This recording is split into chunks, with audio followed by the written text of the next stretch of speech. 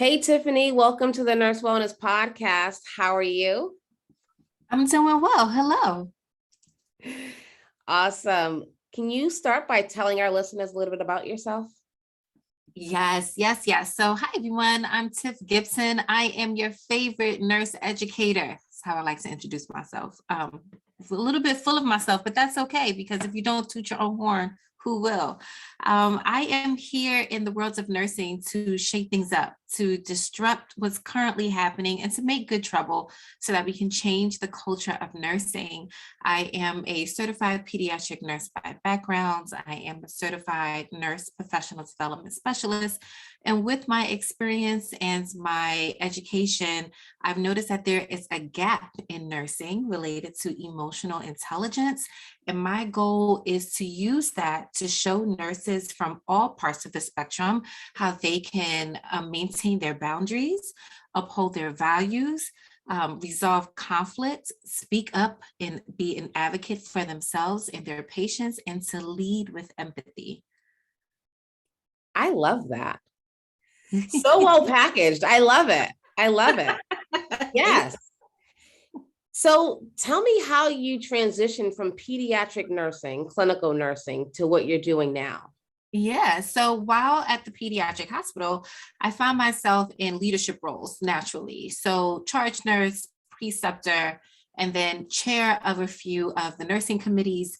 And with that, I got to see the other side of leadership and admin. I got to see really the behind the scenes and was privy to conversations that were happening behind closed doors. And so with that, and while still having a love for the clinical part of nursing, I wanted to be that liaison that kind of went back to the bedside to say, these are the conversations that they're having without us. Like, you think that what they tell you is what it is, but you have no idea about the decision making and what all came to be in order for us to get to this part. And because I've always been someone who's been curious, and I've always been stubborn and never wanted to just take what it is for what it is. I always wanted to know the why. I found myself wanting to be in those rooms more and more. And so in growing from a leader on the unit clinically, I started to become a clinical nurse educator, and that was a natural transition. Also, nurses always have more than one jobs in their back pocket, and so being a clinical instructor was an easy way for me to pick up an extra job to make extra money, but also to continue being that liaison with helping new nurses transition into the profession, helping them with the psychosocial aspects of nursing, which is not taught in nursing school at all. And then bringing back the concerns from the new nurses to the unit to say, like, when they come here, when we hire them, when we're onboarding them, these are the things that they're missing. These are the things that they say that they want. So it was a way for me to transition into that. And then I grew personally and professionally.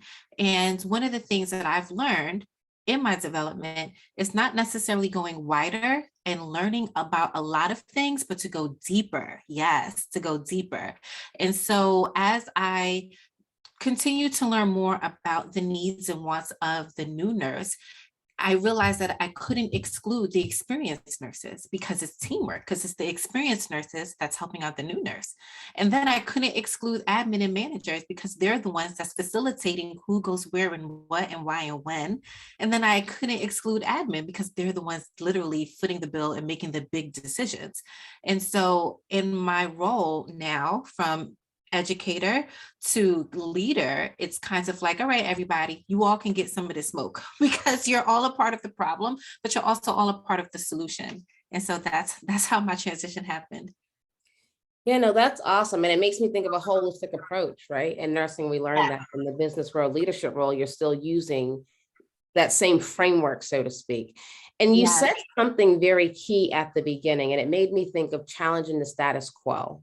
Many times in school, we're talking about critical thinking in terms of, how we take care of a patient, but also, the upper levels, right? The healthcare system. What's going on there? How are we critically thinking about that? How are we challenging the status quo? And now is the optimal time for us to do that.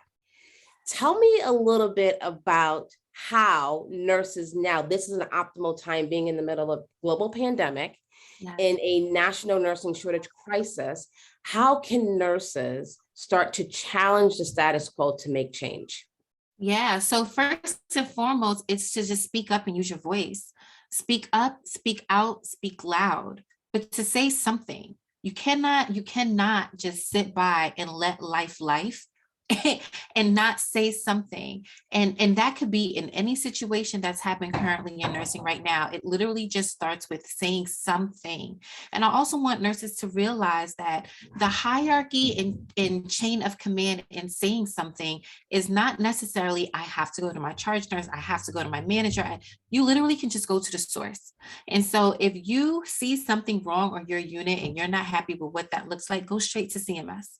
Go straight to the Board of Nursing. Go straight to Joint Commission. You don't need permission for advocacy. And I think that's where nurses are kind of teetering on. We have a great loud voice on social media, but that's not where the change makers are, right? That's not where they're looking to see what's happening and what's going on.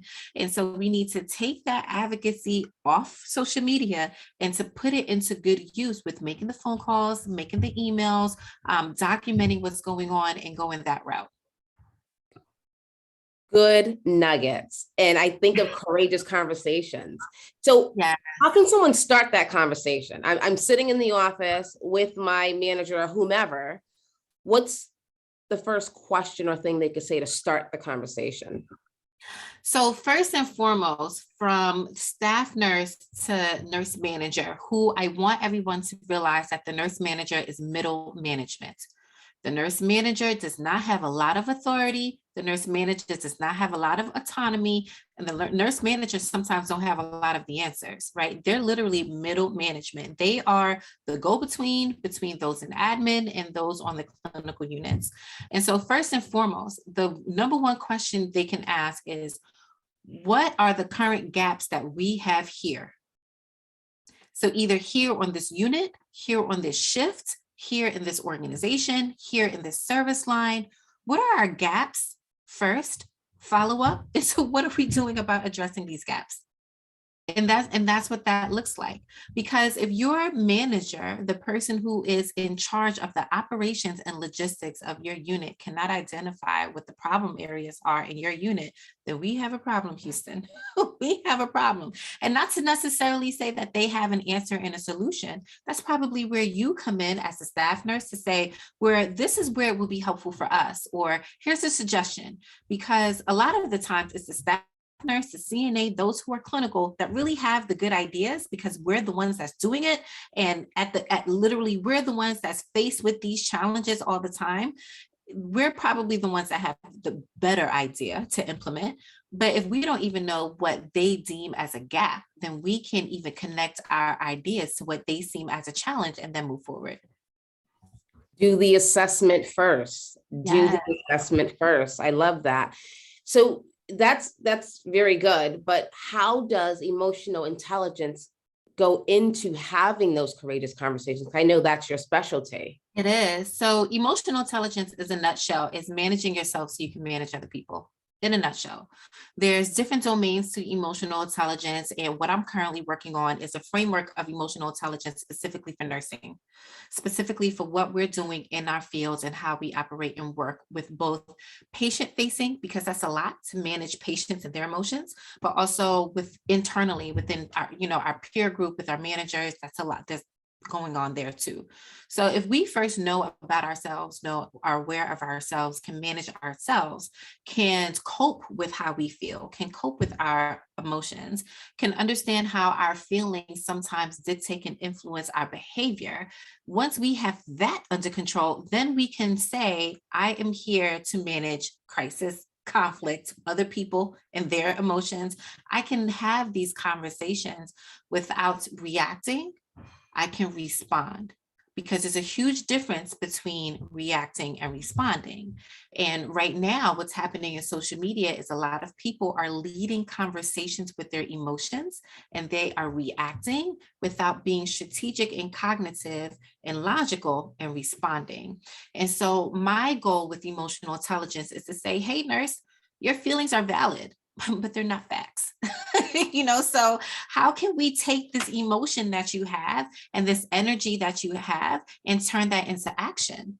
How can we take your feelings of fear or fright or whatever it is, anger, rage, and how can we turn that into strategy? Because people don't hear you when you're yelling. People don't hear you when you're crying. People may not understand your feelings, but then how can we be strategic about it? And so much of that is happening right now in nursing. And that's exactly why I do what I do in terms of stress management. Because if you're stressed, you don't know how you're reacting. You're not being rational, right? And it's hard for you to go inward to really figure out, what am I feeling? Why am I feeling it? Right. So you are just reacting. And that's what's happening now in nursing. And one of the reasons that we're in this nursing shortage crisis, one, right? Not the reason, one of the reasons. Yeah. So I think it's so important, the work you're doing for nurses. And really, for us as nurses, we have power. And I feel like when we're so stressed out and we're in crisis mode, you don't understand the magnitude of your power for change. I don't think we realize individually we have power, and collectively we have lots of power. We do not realize, and it literally just starts with one, right? It starts with one. It literally takes one ripple to start a wave. It takes one question to start an answer response. It just takes one spark to start a flame. And so whether or not you are a public speaker, or whether or not you are shy, you're extrovert, you're introvert, whatever your human design is, it literally just takes one person to just get it going. And if you are with a collective, if you're with like-minded people who are also interested in this change, then you're powerful. There's power in numbers. And the spotlight is on nursing right now as an industry. It really is. And it frustrates me that we're not taking advantage and leveraging that the way we should be. We're so busy complaining about the what isn't, instead of collectively saying, this is what we demand. Because we are being looked at under a microscope, and literally this is the time for us to say, all right, here's what we want. Here's our terms and conditions. This is what we're not going to do. This is what we are going to do. And to collectively organize to get this together. You don't really see much disorganization in other fields like the physicians or providers, right? A lot of people are saying, well, providers don't get in trouble for med errors. Providers are really good with lobbying. Providers are really good with keeping in contact with lawmakers and policymakers. Providers are really good with attending meetings, with voting, with putting their money together. Providers are really good with making sure that they have to do everything they have to do to keep themselves safe, right? It's not the same for nursing. Boom. I just wanted to say that. Boom. You hit the nail on the head. It's so right. We bitch and moan is what it's called, right? Yeah. We bitch and moan, and that does not move the needle. And right now is the optimal time for us to make shifts, not just leave the bedside or leave the institution, but be part of the solution. Yeah, it's so true. And I said this before the pandemic got out of control. And one thing about me is I like to talk, and I like to record myself talking, so I have the receipts. I have said multiple times on Instagram, nursing is about to be turned upside down and on its head. And at the end of this reconstruction period, and it's time to rebuild, during the rebuilding phase is not the time to create the blueprint. The blueprint is usually happen before the construction starts. And so while nursing is currently going through the construction, we already want to be on the other side of that when the smoke clears to say, all right, I'm ready to talk. We already know what we want.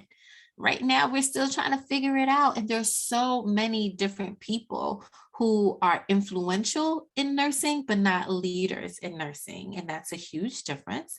And so these people who are influential are creating conversations, which are great because the conversation creates awareness. So they're creating the conversation, but then what does that do? It leaves people with emotion. It rallies them up. and gets them full of emotion. And then that is not directed somewhere that's productive, right? And then that's where our gap is in nursing. It's we don't have enough organization around the productivity and what change looks like for us. Granted, there's multiple things that need to be changed. And looking at it from an organizational strategic standpoint, change needs to happen in phases, right? Because you can't do everything at one time. You cannot. You can have different points that you want to hit, but there's also timelines. And what's happening right now in nursing is there's so many different conversations that's occurring, but they're not strategic in a way where it's like phase 1, phase 2, phase 3. Everybody wants everything to happen at once, and it's unfortunate. No, that's you're right. They want it tomorrow, but it's a process and it is a stepwise approach. So for our leaders who are listening right now, what can they do to help themselves and their staff think about emotional intelligence? I would love to see leadership bring humanity back into like staff meetings. I would love to see leadership to for 1 second just connect on a human empathetic level with their staff. Just literally start from there.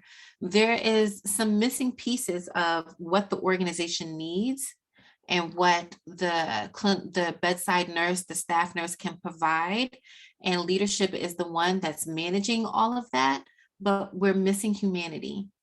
And due to the pandemic, due to current nursing issues, right? Due to hot topics, current events, social injustice, and all of that, we need to circle back to what is the core of nursing? What is nursing? And if it's the art of science and compassion, then we need to have that amongst ourselves, with our peers, and leaders need to be the one to role model that and to start that. Everything doesn't have to be business all the time. And I think if we sometimes realize that everything doesn't have to be business all the time, that you can create these relationships. And then with the relationships, then you can start about, all right, what does change look like?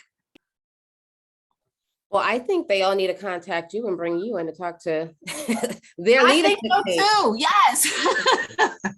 Yes. Call Only. Tiffany. Yes. So I want to kind of shift a little bit in terms of the new nurse academy you have. Tell us a little bit about that, because I think it's so important that the issues that are going on now, that higher ed institutions, schools of nursing are thinking about these things and thinking about changing the curriculum to include some of these things, like emotional intelligence, stress management, self-care, wellness, all of the above, to launch these nurses out into the field. Because what's happening now, they're using the same curriculum, nothing is really changing, but they're still pumping out nurses into this environment that we're talking about. So talk a little bit about your new nurse academy and what you're doing there. Yeah, so New Nurse Academy has transitioned now currently into where new nurse conversations are happening.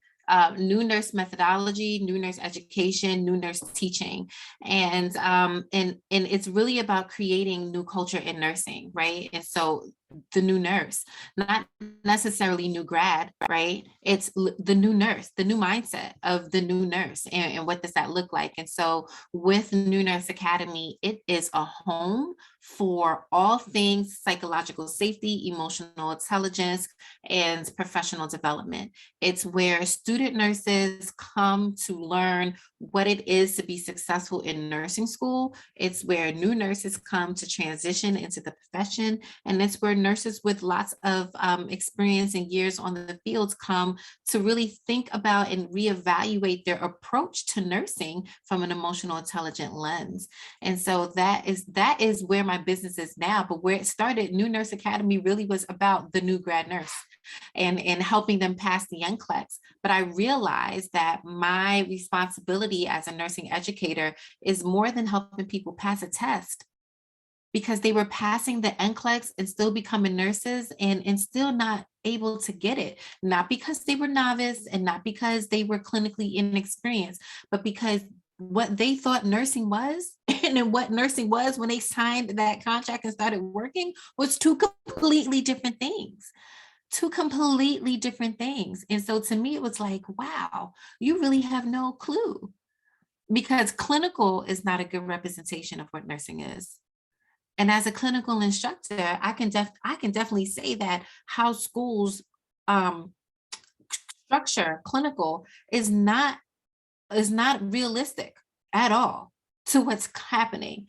And now take the past 2 years, it definitely isn't realistic or even close to what's happening. And the student nurse is further removed from the reality of nursing because they're doing a lot of things virtually. They're doing a lot of things during sim. Their clinical hours have been cut short across the board for a lot of places. And so if we don't know from the inside what the new student needs when they come to us, and if the new student don't know what to ask when they come into the setting, then that's the start of a storm. So in me just getting coached and developed myself, I realized it's deeper than just let me help you pass the NCLEX. We need to have different discussion on what does nursing look like? What is this? And what does it look like? And why does it look like this? You bring up another good point about development. I think, as nurses, we're so focused on, getting our continuing education credits, but we forget about personal development, professional development, not just to clock, credits, but yourself. How are you developing? And now is the time, like coaching is, it's $1 billion industry, billions of dollars, but people really need to think about that. What do I need? What gaps do I have? And who can you seek to help you fill those gaps? So important. And we don't think about that as nurses. We definitely don't think about that. Because you can learn so much. Like you said, we're better together. And there's a lot of nurse coaches out there. I consider you a nurse coach, right? In terms of emotional intelligence, but link up with the people who can help you fill your gaps. What are your gaps, first of all? And then who can help you fill them? So one of the things that I say is add pie yourself, right? So we know add pie. Assess, diagnose, plan, intervene, evaluate, right? Everything we do in nursing, from like a therapeutic communication point of view, a psychological safety point of view, and an education point of view, is all patient facing. Those things work on us too. And if we add pie ourselves and literally start with self-assessment, a needs assessment, what do I need? What does that look like? And then how do I create my nursing diagnosis, right? So ineffective blank as evidenced by blank. You can do that for yourself. You can. And then create a plan and then actually do the plan and then evaluate if the plan works. We don't even think we don't think that we need that. We don't think we need the development because nursing is so clinically skilled, pushed, and focused. And so the value that you place on me is whether or not I can put in IVs on hard sticks, right? The value you place on me is whether or not I can get this Foley catheter in on one try. That holds more weight than whether or not I can have a conversation with you, which is unfortunate. That's why we need to shift the profession right now. Like everything we're doing, we're shifting, right? And like you said, it's not going to go away. This is the optimal time where we're shifting. So better in numbers. So there's a lot of things going on in the media right now. And you kind of alluded to medication errors, but tell us your thoughts on medication errors and, the nurse who just got convicted for murder for, the medication error. What are your thoughts on that? 'Cause I know you had a live on Instagram on that, and I would just love to capture your thoughts on the Nurse Wellness podcast. Yes. So in particular to that case in Vanderbilt, two things can be true at the same time. Vanderbilt had lots of systemic issues that caused the nurse to not be as successful as she could have been, caused the patient to be in an environment where the culture of safety wasn't priority. and cause a situation where system errors weren't followed up on and communication was lacking. So that is very true. And they should be held accountable for the systemic things that they had going on. And then also the way they handled it once the event happened. There's lots of liability there. The nurse had personal agency that she did not follow up on, aside from the systemic failures that Vanderbilt had. Looking at the 10 medication rights of safety, 10 of them, right? And looking at all of them, but starting at the basic 5, which is the right med, the right dose. She didn't even read the vial. And she admitted to not reading the vial. So let's not even talk about if it was a verbal order. Was she able to scan? Did she override? Like, let's not talk about the logistics of how the med was received. When it was time to draw it and when it was time to give it, she did not read what it was. And that's what it boils down to. And that is gross negligence. That's not an accident. That's not an error. That was a failure to do your due diligence and a failure to actively participate in the safeguards that we have to protect our license and to protect our patients, coupled with everything that Vanderbilt had going on. But when nurses realize that we are literally the last stop between medication and patient, then I think they would take these medication rights a little bit more seriously. It's not something that we have in place just to take up our time. We have it there as a safeguard for a reason. Can you imagine if the aviation industry did not do their safety checks every time a plane flew? There'd be planes dropping out the sky. If air traffic control was like, I do this all the time, I already know what it is. Like, can you imagine if there weren't timeouts in the OR?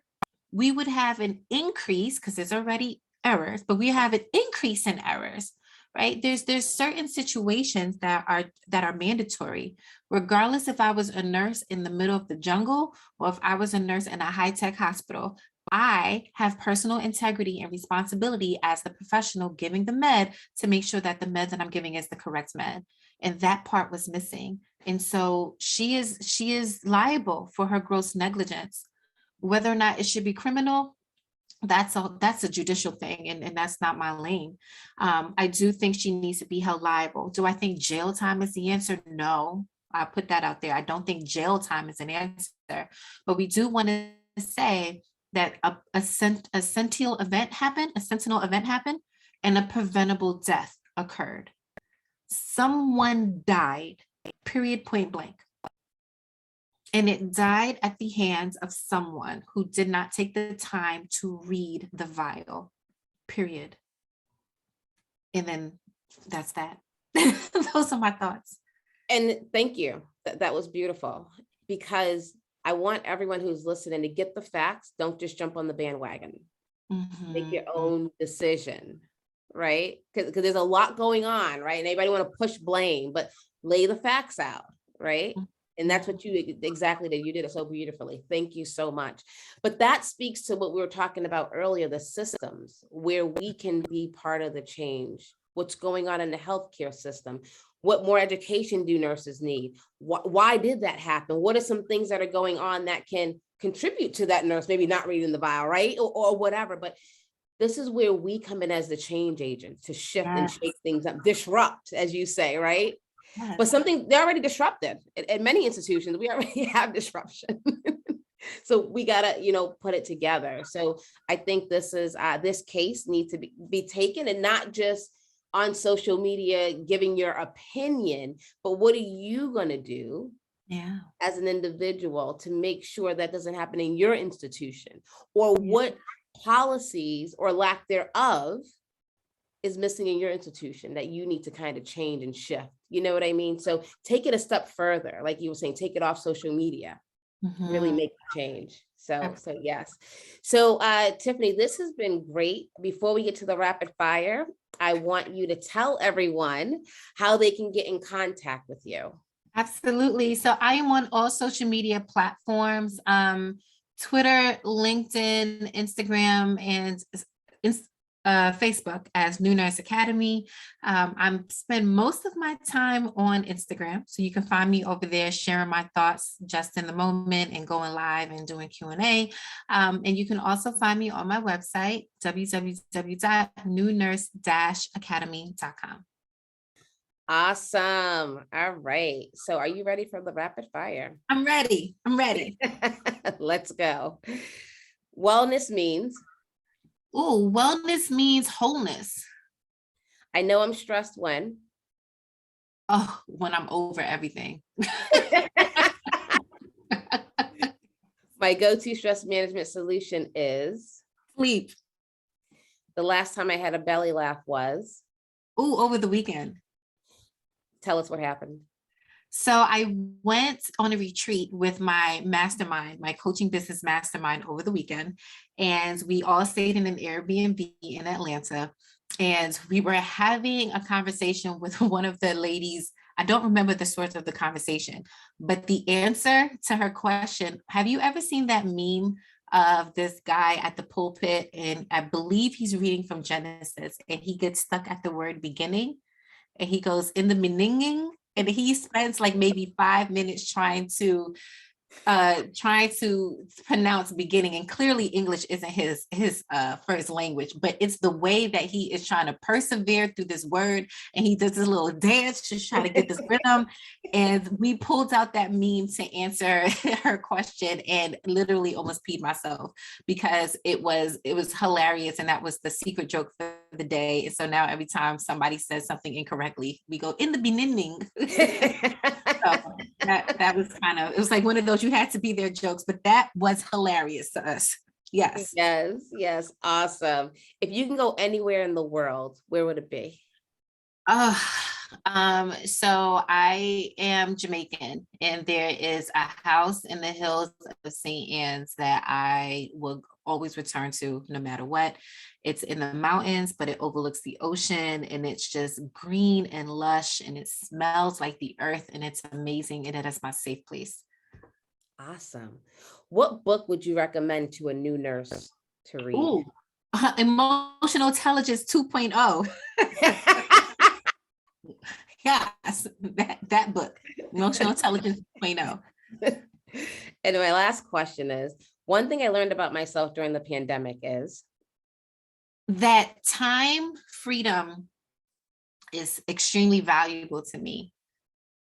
Having autonomy of my time and having my day look the way I want it to look, and I can create a routine on my clock and not somebody else's clock, is extremely important to me. I remember when the pandemic first started and everyone complained about quarantining at home, but I still had to get my behind up and go to work every day and was not sure what I was working into. And I'm like, I would trade places with you in a heartbeat. You put on scrubs and go to work and walk into this environment where you don't know if you're bringing anything back home to your family. And I can stay here and be on a computer all day. That's fine. We can do that. And I shifted because I no longer work in a hospital anymore. I no longer have a W-2 job. I'm literally out here as a full-fledged entrepreneur as of 2 weeks ago. And so in the past 2 years, the pandemic has showed me, listen, life is going life. And so what are you going to do to get through it? And I realized time freedom is so important to me. And so everything that I do is to create the schedule that I want and to be energetically aligned with everything that I do. that is amazing. And that is a beautiful note to end this episode on. Thank you so much, Tiffany, for being here. We will have to definitely have you back. Yes, thank you.